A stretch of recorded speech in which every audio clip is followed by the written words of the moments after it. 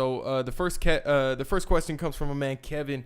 And you guys also, if you guys follow us on Instagram, follow me on Facebook, follow us on Twitter, you guys can see when I put up the burning questions promotion that you guys can get in the comments. Put your questions in, and I will let you know that we're gonna throw it on the Soul Dojo podcast for the upcoming podcast. So make sure you guys do that. All right. So my man Kevin, he asked a really good question. He asked a few questions actually. He said, "Should I get Red Dead Redemption 2 for PC?" Which is the first question, and then he was like, "I can't find good details about it. The online mode, what is it exactly? Do you play with friends, random people? What exactly does it offer different from the regular version of the game?" Let's start with the first question. Should I get Red Dead Redemption 2 for PC?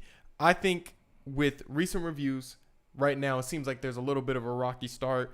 Some people are having issues with the Rockstar launcher, which you would think like this is your first big release on here. Yeah. Of course, they released it a few weeks back, and you can get San Andreas for free. That's why I even downloaded it myself.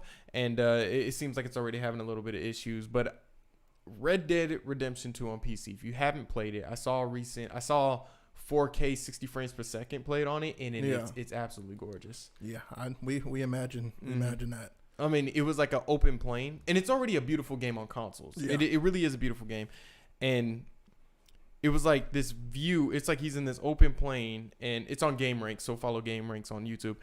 Subscribe. It's this open world that you see, this open plane, and it's like he's walking in the clouds, and the draw distances are so much more sharper. Like I said, on the console it looks good, but this is just making it look way better. So if you haven't played Red Dead Redemption 2, the story, yes, Kevin, you should get it if you haven't played it. I'd give it maybe like a week, let them iron out the kinks, but it looks beautiful, absolutely beautiful. I can't wait to see it with a higher frame rate. Refresh rates are always a thing, so like that would be great to see that. Jay, what would you think about his next question? I can't find any when he was like the online mode. What would you, if you could explain like the online mode exactly? What is it? Red Dead Redemption Online, Red Dead Online. I mean, well, he says what is the online mode in terms of what is it? Because I guess he doesn't know anything about it. Like, so he's never played Red Dead, I don't think he's played. I don't know if he's played like Red Dead, like Redemption, the first one. So, well, I mean, I guess he hasn't played Red Dead 2 at all. No, Red Dead Redemption 2, no. So you're going in like, if you had to explain like what Red Dead Online was. I mean, it's. I would say GTA. I mean, obviously it has that GTA Online feel to it. But I will say, like, compared to GTA, you're playing with other players, but you're not really. You know what I mean? Like, you could pass by like a normal player, and you would think that he's like an NPC. Yeah. So it's really like you playing single player. Honestly, like unless you invite your friends, you got this online world aspect to it, but it still feels like a big single player because. Compared to, like I said, GTA, where you're coming across people killing you, or just whatever the case may be, that's just not the case in Red Dead. Yeah, and you talk about a lot of it feels like a single player game, but it's definitely multiplayer online, and it's basically GTA Online, but that kind of aesthetic that you're kind of mentioning is like it's a lot more open, a little bit slower as the game is. The game is basically a lot slower, more tedious, and some people don't like that, some people do like that, but it's like with Red Dead, I mean with the GTA Online, when you look at how you make money off of nightclubs and off of drug deals and things like that, they kind of do that on the other side with Red Dead with like hunting. What is the other thing that just what is the other thing you could do? Trading. Yeah, the trading. They basically use that formula on Red Dead Online. So you're basically doing the same thing on Red Dead Online that you do on GTA Online. So it's basically that. Like it's Red Dead. It's GTA Online, but with horses and more open worlds, a lot more open, a lot bigger. So that's the difference between the regular mode and, which is his third question, the difference between the regular mode and the story is that it is online. It's a little bit, they changed some things though about the online mode. Like it's a little bit quicker to loot people. So like they use little quality of lives that make it a little bit faster because it is online. And like it's more about, I think it's more about leveling up and more about making more money, where the Red Dead Redemption 2 is about the story and things like that. So Yeah. that's the best way I can do it. Next question comes from a man, John Gomez. He says, is VR going to be the next major pivot point in gaming, or will traditional consoles continue for another few generations? Well, that's a good question. I told you, people are really worried about the future of gaming. Like, they Yeah. want to know where it's going, and hopefully we can provide you guys with that. Jay, what do you think about VR? Do you think it's already major? I think it is major. Obviously, like I said, I just saw a video not too long ago of the different kind of the history of the VR, and just like there's so many different systems. Everybody was getting in on it, or different equipment, and everybody's getting in on it. I think it would be interesting. Honestly, I wouldn't mind it being the future, because if we could have the same experience that we have, with any of these games we play, and now we're experiencing this in a true first person perspective, or whatever the case may be, I think it'd be awesome. But like I said, and on top of that, a while back they had this machine. It's like a 4-way treadmill where you either go left or right, and you're like buckled down into this thing, and so you, like, if you were to run, the machine would pick up you running on the game, and if you stop, then the treadmill will stop. So like I said, I'm interested in seeing if they continue to implement something in like that, because obviously that was expensive. But I mean, I don't think we're that close. I don't think it'll take over. In relations to the question, I don't think console gaming is going to go anywhere. I don't think it's going anywhere. I think VR is and this might be in relation to the next couple of questions, but I think VR is going to be its own avenue. I think VR is going to have its own place in gaming, because it is kind of like this futuristic thing you kind of get out of it. And a lot of people are interested in VR. I'm personally not. I had this conversation with my man Key on the way here. I'm not interested in VR. And there's another thing we were talking about that I said I'm just not interested in that. With mobile gaming, like how you, like with Pokemon Go and Wizards Unite, the Harry Potter game, is like you got to walk around, and I'm just not interested in that. I like to sit down, have a controller, and be immersed that way. So console generations will go forever. They will go forever. Do I think VR is going to be major? Yes. And I mean, like I said, and it's not like this is a Google Stadia or a VR is an accessory to console, so it couldn't take over console because it's an accessory to it. So I mean, that would be comparing a car taking over for an Apple. You know what I mean? Exactly. I got you. What is your take? This one comes from a man, Justin. He says, what is your take on systems starting to come out without disk drives, and do you think hard copies will start phasing out? So you said systems that, so like Xbox released that Xbox that didn't have a disk drive, so all your games would be digital. So they don't have the disc slot. I don't know. I mean, would you spend money on that? I don't know. I mean, most of my games are digital anyway.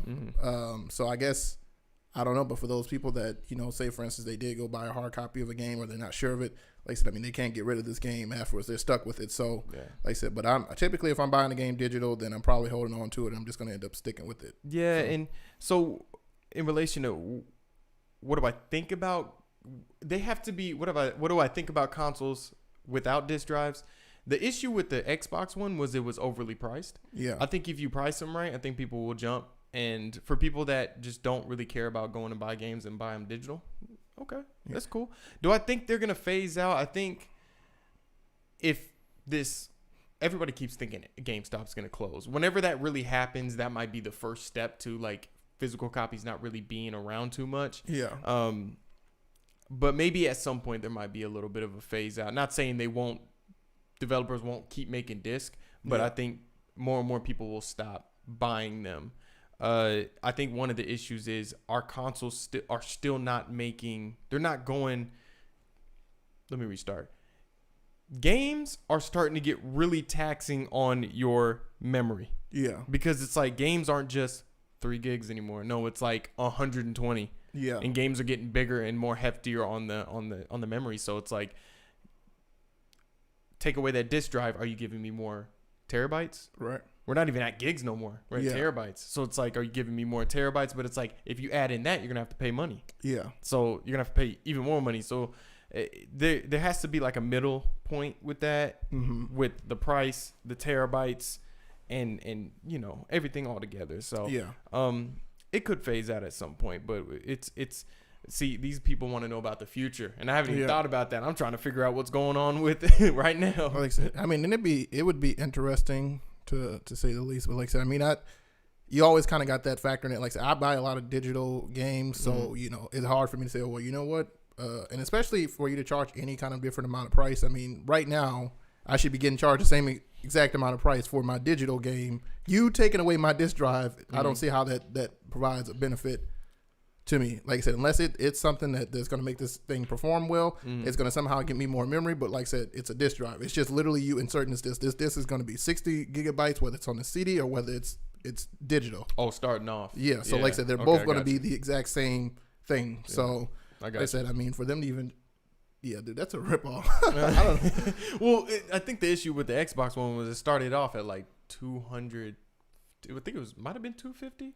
I don't know. Somebody can fact check me on that. I don't care, but I think it was about 250, and I was like, for an Xbox that already came out, you took away a disc drive and you want 250 for it? Like, no, this ain't PlayStation or something. Yeah, like I said, it's gonna have to be like something like I said, unless there was something in addition to that, and like I said, you know, it could be something to look up. But like I said, if it's just purely you taking off the disc drive, you know what I mean? Like, okay, cool, here you go.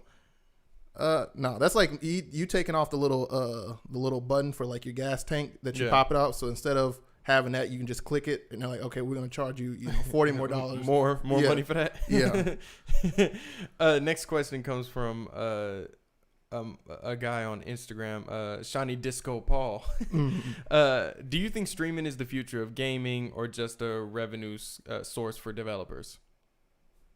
Is it the future of gaming, or is it streaming? Do you think streaming is the future of gaming, or just a revenue source for developers? That's the question.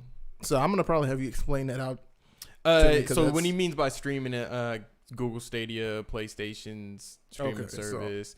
Do I think it's a future of gaming? I don't think it's gonna, like with the other question, I don't think it's gonna take away anything from consoles, but I think some people will use it. Yeah. I think it will be around just like VR. Yeah, I mean.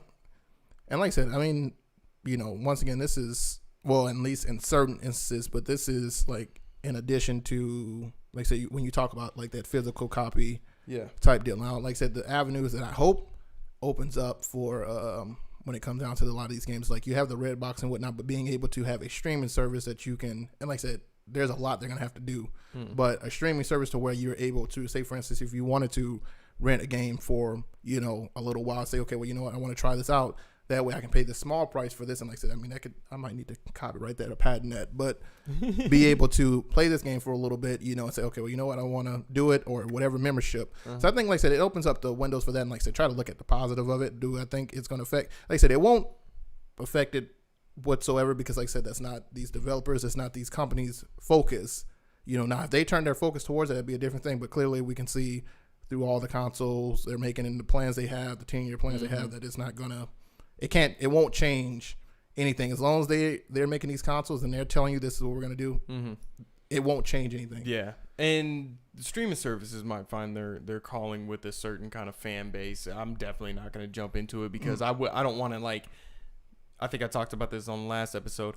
If I'm playing Assassin's Creed Odyssey, as soon as Ubisoft pulls the plug on that, it's off of the system. Yeah. So it's like, no, it doesn't really work like that with actual consoles. If I have the disc, I get to play this game for as long as I want it or want to, you know? He asked one more question.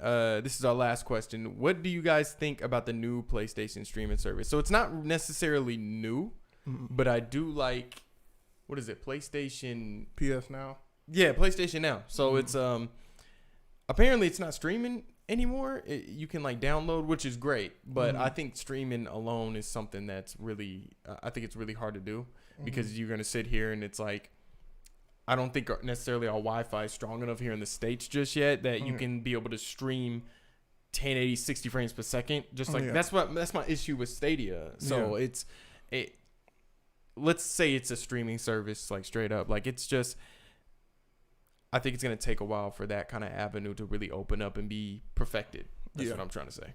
And like I said, I think that I don't think it will take that long, just compared to, like I said, you know, when you look at just non-gaming streaming services too. And like I said, now we've had experience in terms of the and this was way while back, but the PS Now when we did, Dead Space 3. And that was streamed. Yeah, and now, like I said, so they've come a long way since then. So, like I said, I'm interested in seeing it because, like I said, I'm just looking at the different avenues that they can open up outside of that. Now, in terms of, like I said, it taking over or it replacing, it's somehow replacing, the physical copies or whatever the case may be, digital copies, or however, whatever they try to do to make this more cost efficient compared to consoles, or, it won't beat it in performance because, like I said, at the end of the day, me hooked up to hardwired into my console versus you running off of Wi-Fi already, you're at a disadvantage. Yeah. So.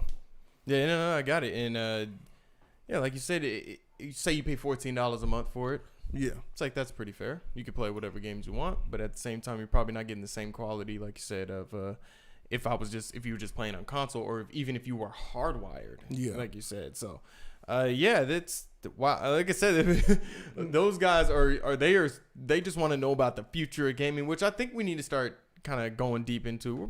That might be the next podcast.